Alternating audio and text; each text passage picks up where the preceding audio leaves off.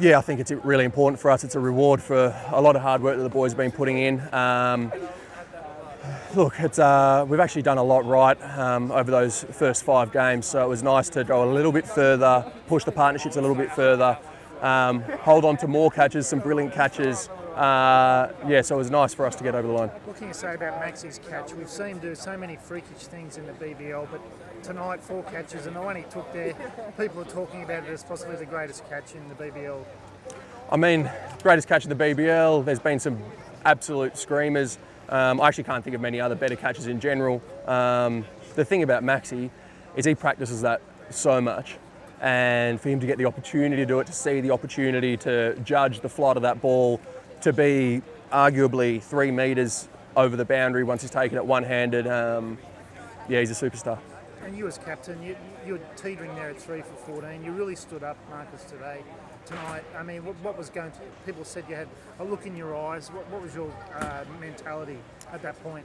Look, to be honest, after watching the first ball of our batting innings caught down leg side, I thought, oh no, we're cursed or something like that. But no, I think we've spoken a lot, even personally. I think the message for us was no finger pointing.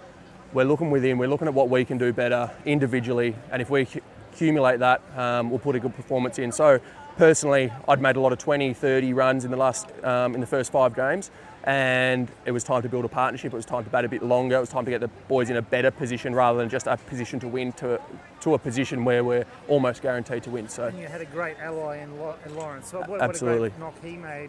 He was very important in winning this game. Absolutely, he's a world-class player. He's played lots of red ball cricket at the top of the order, which actually suited this wicket a little bit with some good bowling and some nipping around and some swing. So he handled those conditions really well. He's come in out of nowhere because of an injury. He's flown over from Perth. So that shows good maturity from him, and obviously he's a brilliant player. You had a good night managing the team too, Marcus. I mean, the bat flip worked, but you kept the quicks on. Certainly a bit of new ball help there for the bowlers. Yeah, absolutely. I think the boys bowled brilliantly with the new ball. There was definitely some help there.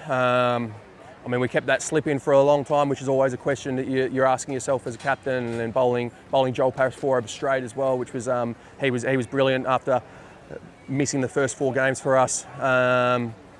So yeah, it makes it easier, I guess, if it's doing a little bit. But I think the boys looked after me as well.